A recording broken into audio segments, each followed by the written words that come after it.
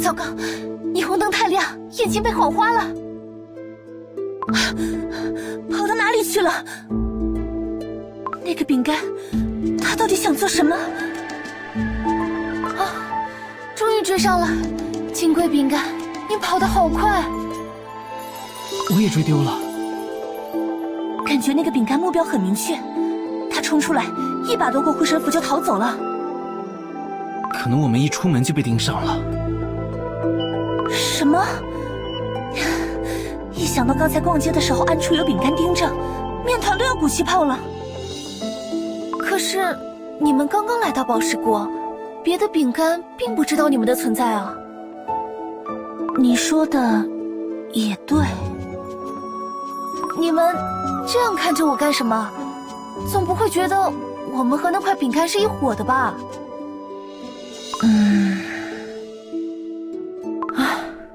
金龟饼干，你说的对，对待朋友要坦诚。我们大家的目标一致，都想要唤醒神兽。你们就是碎派的成员吗？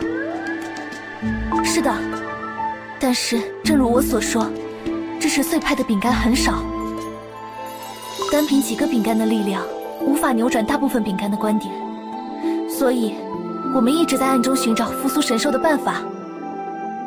你们带来的消息太重要了，既然花都的神兽已经复苏了，就证明我们的想法没错。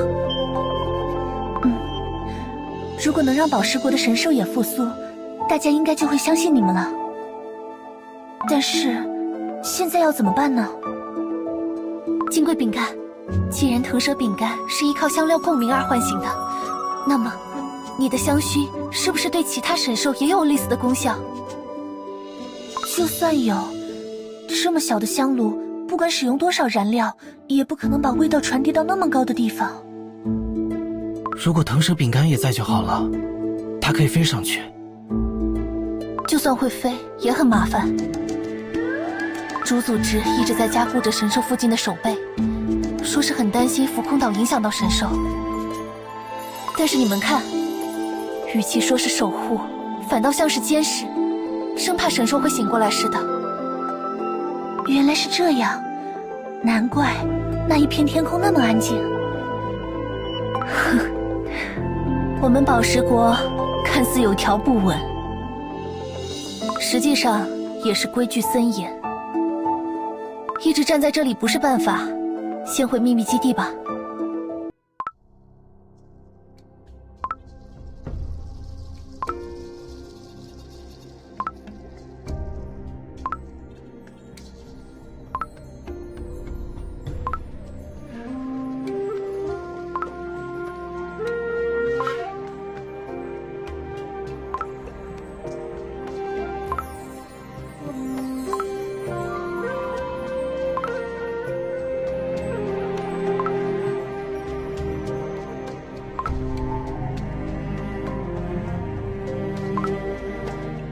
刚来到宝石国，就弄丢了那么重要的护身符，感觉我们真是有点倒霉。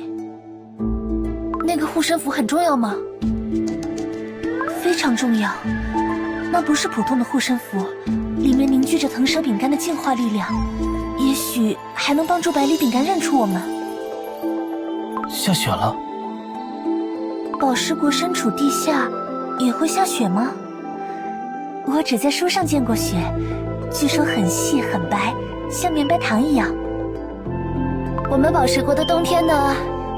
不对，这不是雪，这是洗刷岩浆喷发时扬起的火山灰。滞留在街道上的饼干请注意，岩浆怪物从7点、11点方向出现，请滞留在街道上的饼干快速进入店铺避难。西侧魔法围墙倒计时7分40秒即将升起，请处于围墙外的饼干立刻返回城区。魔法反击即将开始，重复，请滞留在街道上的饼干快速进入室内避难。岩浆怪物？别害怕，城区里是安全的。宝石国的四面都建有魔法围墙，可以挡住岩浆怪物。还能调动魔法能源对他们进行反击。快跑！快，我也要收摊儿，等会儿安全了再来付钱。我相信大家。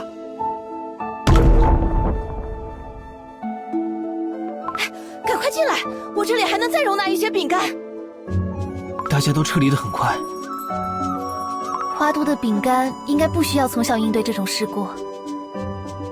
宝石国的每块饼干都必须学习如何在岩浆怪物袭来的时候进行合理避难，这是学校的必修科目，要考试的。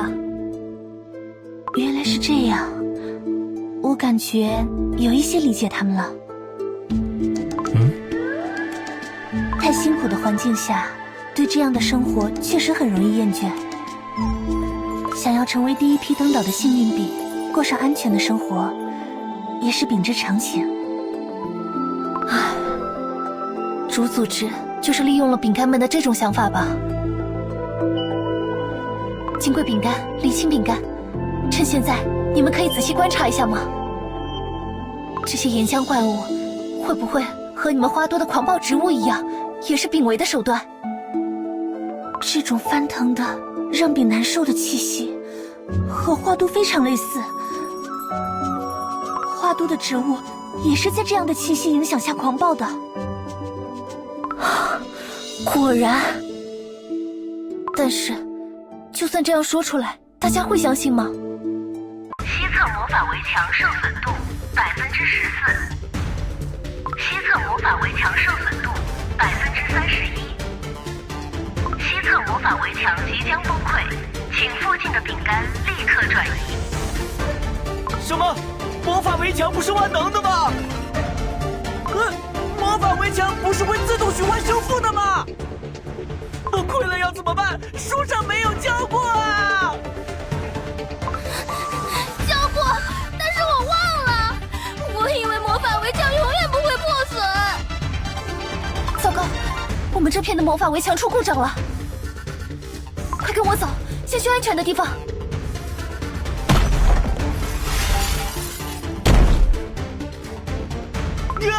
救命！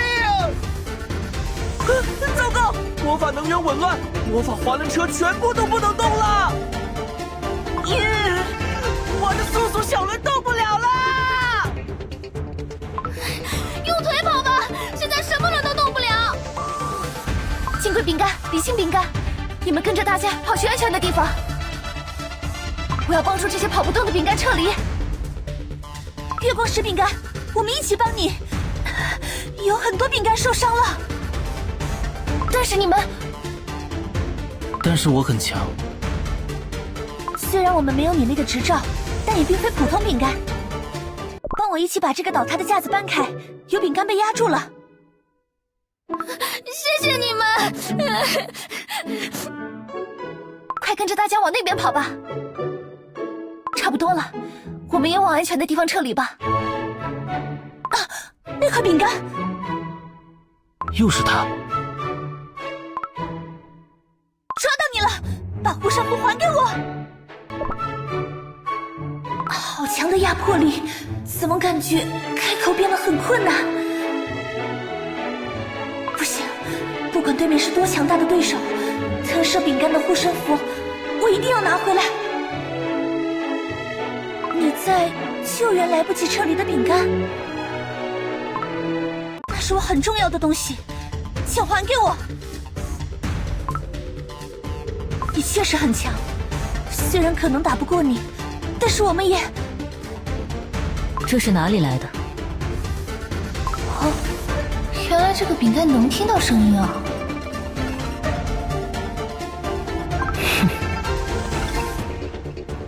啊，不是，怎么心里的声音也能听到？要的不是这种听到啊！这是我一个很重要的朋友给我的。朋友？神兽和普通饼干是朋友？这有什么奇怪？藤蛇饼干是守护花都的神兽，也是我的好朋友。弟弟已经苏醒了。弟弟，你是？我是藤蛇饼干的姐姐？那难道是？是。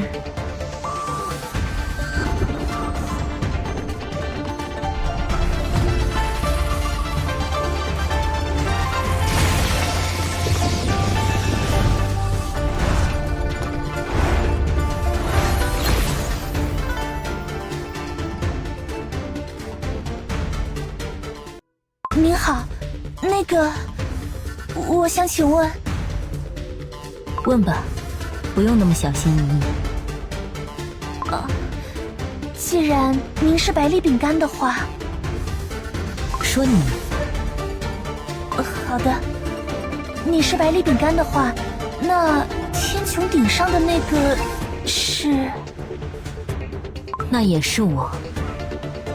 大灾厄降临的那天，我已经无法再改变什么。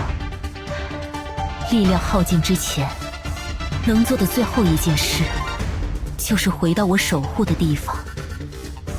天崩地裂，脆弱的饼干需要我的保护。就这样，我支撑着宝石国的天穹，不知道过去了多少时间，直到最近，才模模糊糊恢复了一些对外界的感知。弟弟那种小饼干，对神兽力量的掌握不足1成。神兽真正的能力很多，用气息凝聚出一道可以自由行动的分身，只是小果冻一叠。可是你刚刚为什么要？我看到你把怪物给吞掉了。那些翻腾的岩浆怪物，虽然包含的魔法气息又混乱，味道又差，但勉强可以应急。应急？宝石国现在的地脉气息很不对劲，有股神秘的力量一直在侵蚀着它。原本我可以从宝石国的地脉中获得能量，但现在只能先靠吞掉这些难吃的怪物来获取。确实，相比较上次见面，感觉你的鳞片色彩变深了一些。气息变得稍微稳定了一点。可恶，又来了！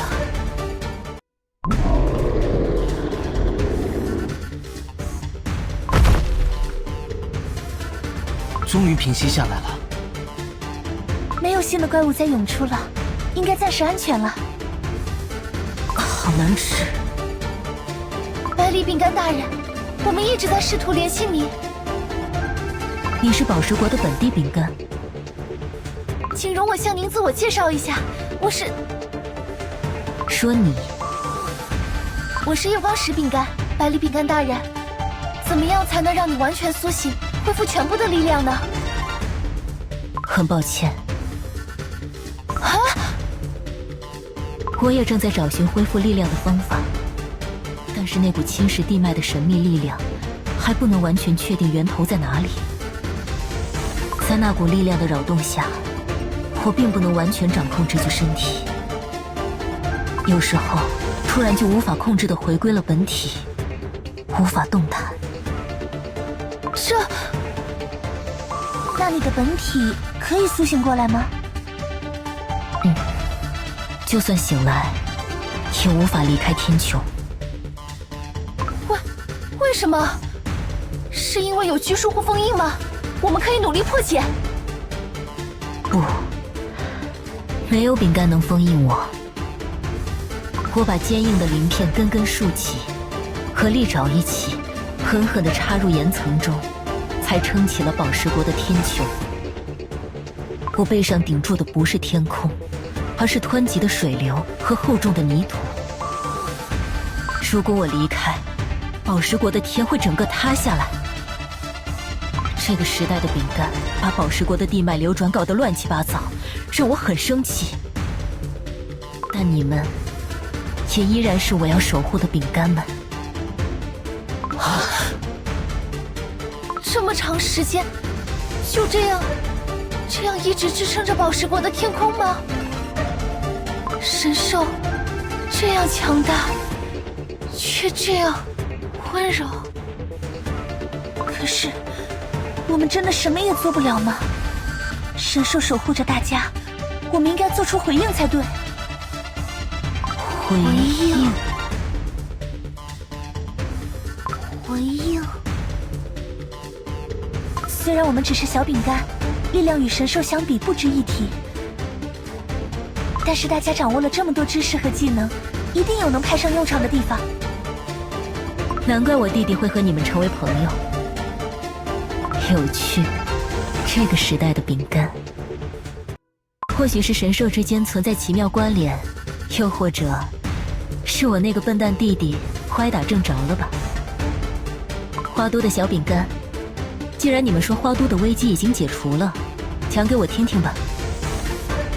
有一些猜测，需要你们帮我验证。百里饼干变得亲切了很多。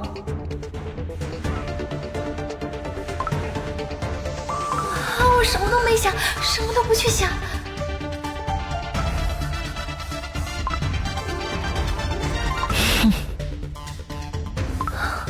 好可怕！可恶，原来又是那个家伙。他以为自己是谁啊？总觉得自己可以替别的饼干决定一切。在说谁啊？我们也不知道。对了，可以请腾蛇饼干来帮忙进化吗？他不能离开太久，但只是几天的话，应该没有问题。没用的。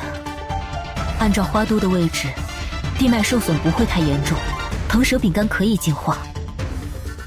宝石国处于最深的地下，已经没有进化的可能了。需要我的力量才能彻底镇压。如果能找……又来了，我要被撕碎了！百里饼干，那是天穹顶上的神兽白离，周围散发出了黑气，邪恶气息源头，时间。绿松石饼干，你听我说，我们……喂，月光石饼干，你先听我说。有个坏消息，并且后面也没有另一条好消息让你先选。刚才的岩浆怪物突袭，城区伤亡惨重。玉家族聚居的蒲宅有一半的地方遭到毁坏，具体损失还没有统计完毕。真是没办法，更糟糕了。有办法更糟的。现在主组织的拥护达到了前所未有的高度。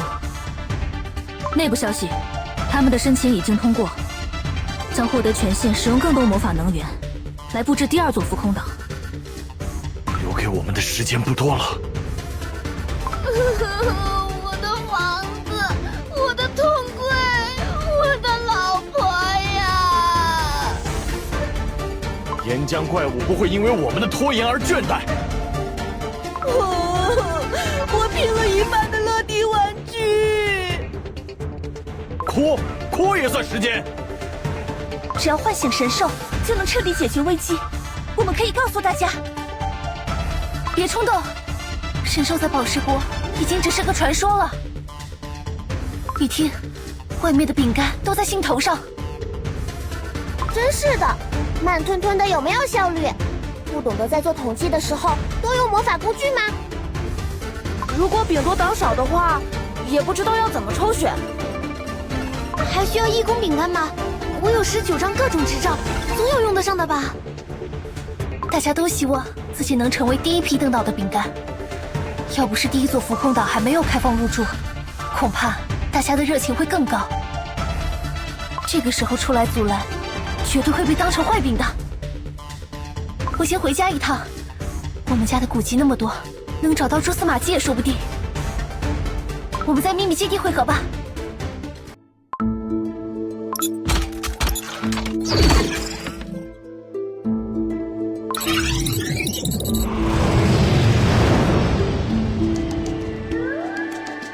哇，亮起来了！这个过程要持续多久啊？上次我没有赶上，我可要多拍几张留念。起码要好几天呢，那可是整整1座岛哎。好期待呀！又一座空中家园诞生。据说再升空3座，就会逐步开放上岛抽选了。我好迫不及待，赶快点儿！我发现，每次直视浮空岛的时候，腾蛇饼干的护身符都会闪动，好像有话要说。我感到很不安。虽然还没有完全准备好，但是我们得去做那件很疯狂的事情了。我们要恢复和百里饼干的联系，去宝石国的最高处，一直被当作天空仰望着的穹顶，带上你的熏香，把它送到百里饼干身边。可是那些封印要怎么绕过？你曾经说任何微小的魔法都会触动报警装置。在魔法发达的宝石国，我们就通过最朴实的办法来解决问题吧。还记得你们刚来的时候铺的那种气流吗？因为地下压力的原因，时不时就会迸发出来。如果能好好利用的话，我们就能一直上升。红宝石饼干，把你最骄傲的发明拿出来吧。纠正一下，这只是我第3骄傲的发明。它不但完美的利用了微弱动能，还加入了方向控制模块。风筝是咻咻嗖嗖会飞到呼呼善意。名字很好听，但越好用。我们沿着这里先走一条隐蔽的废弃小路。这张地图上，我标出了所有可能遇到巡逻队的地方。月光石饼干，啊，你的地图应该不是今天才刚刚准备好的吧？那你的发明是不是呢？你猜？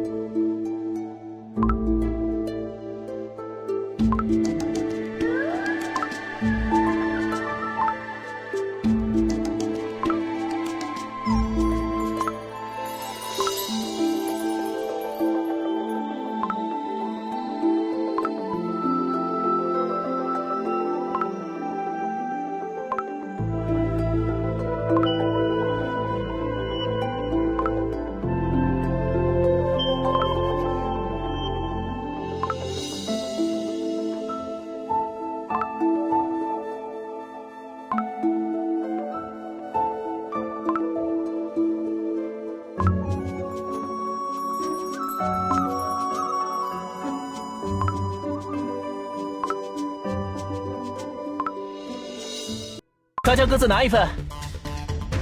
这是什么？刚才的路上，我和金贵饼干对香囊稍稍做了些改造。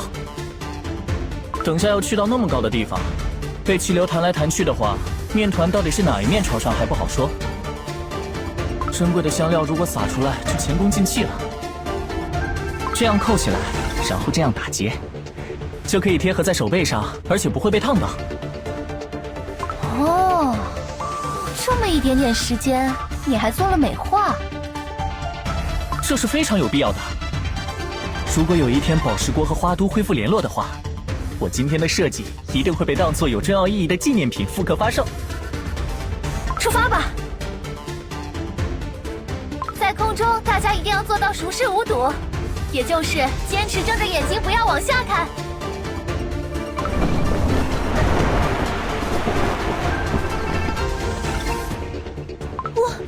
我有点喘不过气了。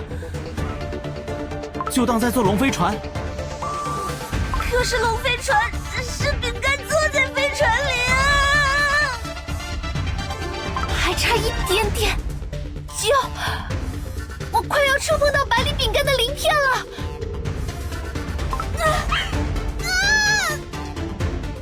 月光石饼干，眼睛好痛！月光石饼干，借助我的目光，朝下方的宝石国看过去吧。这是什么？我要把糖浆都吐出来了！宝石国最美丽的博物湖中翻涌的是什么怪东西啊？紫色的气息一直缠绕着浮空岛，再往下，看不清了，那里会不会就是源头？红宝石饼干，你应该有做降落开关吧？当然有，大家一起拉开右侧的绳结，就能向下漂浮。来都来了，我们降落到浮空岛上去。准备降落，脚稍微弯一下，准备登地面。怎么回事？灯空了，穿过去了。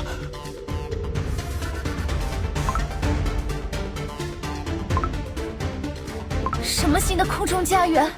什么彻底告别岩浆怪物的威胁？绝不仅仅是观点不同，根本是主派的高层饼干在骗大家。看来和花都一样，有饼干被迷惑了，做出了背叛宝石国的事情。可是，编造出浮空岛的故事有什么好处？有的。不祥的气息沿着浮空岛在向上，就是百里饼干。那股侵蚀它的神秘力量，源头一定就在附近。我明白了。我们跟你应该想的一样，那些所谓扬升浮空岛的魔法能源，全部是用来对付神兽的。如果是这样的话，那队长去调查竹的总部，岂不是很危险？要赶快把我们的发现告诉他。吹我干什么？没有饼干，是大地在震动。魔法围墙崩溃，滞留在街道上的饼干，请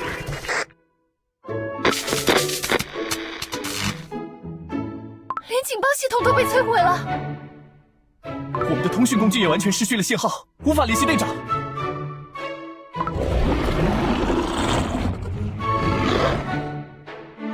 那是什么东西啊？好像是岩浆怪物。我和你们一样，都是第一次见到这么大的岩浆怪物。第二座浮空岛的魔法引导还在继续，也就是这些怪物会源源不断的再从地底爬出来。金贵饼干，很高兴认识你们。你们想办法顺着原路回去吧。我们宝石国恐怕正在崩溃中。我们不会放弃朋友。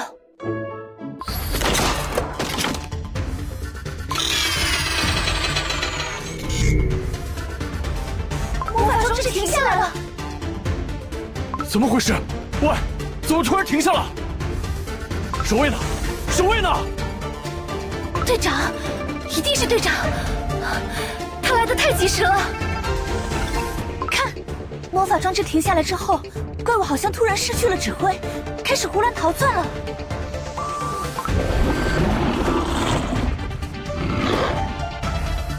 糟糕，那边有饼干在怪物逃窜的路上。来不及过去了。死腿，快点跑啊！好的，地面上都是岩浆，我跑不动了。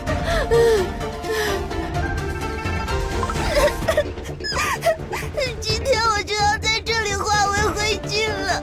有没有人告诉妈妈，我不回家吃饭了？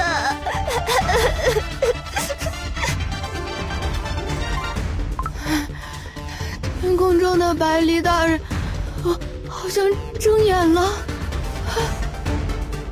啊！救命！我我已经出现面团粉碎前的幻觉了。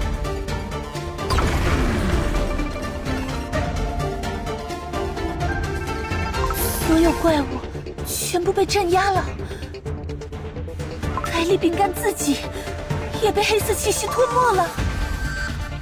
时间，最后，时间！抓住他们！就是他们引来的岩浆怪物。